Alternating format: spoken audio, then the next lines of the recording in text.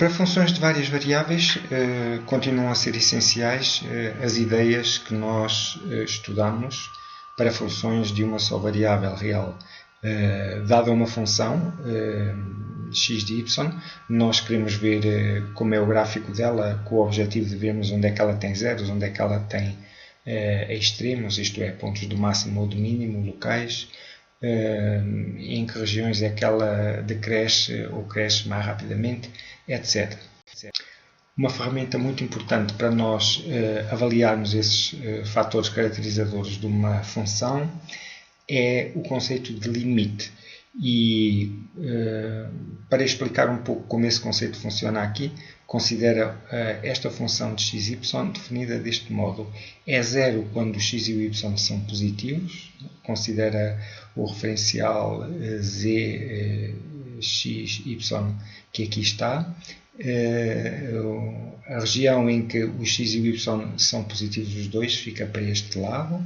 E depois vale 1 em todos os outros pontos, ou seja, significa que mal eu saia desta região, a função passa de 0 para 1. E é isto que esta figura significa. Ela vale 1 em todos estes pontos e desce para 0 nestes. Ora, como podes facilmente ver, este ponto é o ponto com coordenadas x, y, 0, 0. E o que te vou dizer muito sumariamente é porque que esta função não tem limite neste ponto. Porque se nós supusermos uma sequência de pares de pontos convergindo para este, se essa sequência, por exemplo, estiver apoiada nesta linha, sobre esta linha a função vale sempre 1, porque repara que é a linha em que o y vale 0, não é? Estamos sobre o eixo do x, não é? Se considerares aqui o referencial yx comum, quando estamos sobre o eixo do x, o y vale 0, e a função vale 0 para valores de y maiores do que 0 e não para valores de y iguais a 0. Portanto, se estamos a fazer o y0, já estamos neste caso. Então, a função vale 1 aqui. Portanto, se nós considerarmos uma sequência de pares de pontos convergindo para 1, a função toma sistematicamente o valor 1 aqui e, portanto, o limite do valor que a função toma nessa sequência de pontos é 1. No entanto, se a sequência de pontos vier apoiada nesta reta, para qualquer ponto xy que tomemos sobre esta reta, a função toma valor 0 aí, uma vez que o ponto está na região satisfazendo a condição que aqui está. Portanto, como a função toma sempre o valor 0 e quando nós calculamos o limite da função num dado ponto, não interessa o valor que a função toma nesse ponto, interessa o valor que a função toma nas sequências que convergem para esse ponto, e como para esta sequência aqui o limite é 1 e para esta é 0, a gente diz que o limite que não existe, porque quando o limite existe num dado ponto, ele é o mesmo, não importa de onde a sequência de pontos ou que linha é que a sequência de pontos sobre o plano xy tome para se aproximar desse mesmo ponto.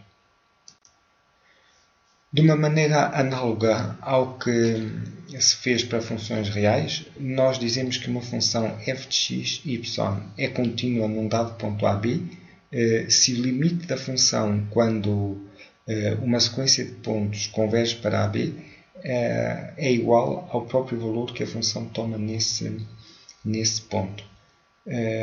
Uma forma de analisar se um certo tipo de funções x, y é contínua ou não num dado ponto é quando as funções têm esta forma, ou seja, quando elas podem ser escritas como o produto de uma expressão em x por uma expressão em y. E então pode-se mostrar que neste caso a função é contínua se cada uma destas separadamente o for.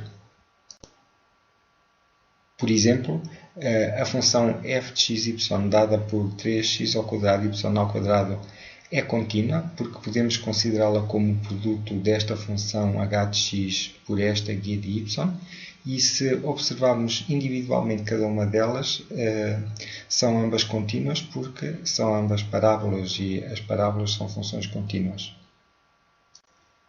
Por outro lado, como a composta de duas funções contínuas também o é, Se tivermos, por exemplo, esta função, f de xy igual a exponencial de x vezes y, ela pode ser escrita como uma função g de u, dada por exponencial de u, e de uma função h de xy, dada por x vezes y. Se compusermos g com h, estamos a passar h para a variável da função g, ou seja, estamos a passar xy para o u, e então estamos a construir esta. Ora, g de u é uma função contínua para todo u, porque é uma exponencial, e as exponenciais são funções contínuas. E h de xy também é uma função contínua, porque é o produto de x por y, e tanto uma função real igual a x e outra função real igual a y são funções contínuas em R, portanto a composta também é contínua, ou seja, valem estas regras que aqui estão, que também não são mais do que extensões para este caso de regras que já eram, e de leis que já eram válidas para funções de uma só variável real. Como sejam, a composta de duas funções contínuas também é contínua, a soma, a diferença ou produto de funções contínuas também o é, e a divisão de funções contínuas também é contínua, exceto nos pontos em que a função denominador se anula. Um aspecto importante para o qual queria chamar a tua atenção é este aqui. Considera que temos uma função f de xy representada por esta superfície aqui marcada com cor preta. Podes imaginá-la como sendo uma semi-esfera, a parte de cima de uma esfera. Suponho que nós fixamos os valores de x e de y, ou seja, fazemos, por exemplo, x igual a e y igual a b, em que estes a e b são certos números. O valor que a função z toma, uma vez que estamos a fixar x em a e y em b, é dado por f de ab. O eixo dos y é este, imagina que o y igual a b é este ponto, o eixo do x é este, o x igual a sendo este ponto, o ponto x a y b é este. E se a função é igual a f de ab, o ponto, aqui referenciado em cima, está inscrito, está marcado na superfície, e é este aqui. Se supusermos agora que fixamos apenas o x em A e deixamos variar y, ora, todos os pontos que estão aqui sobre esta linha fina são pontos com coordenadas x igual a A.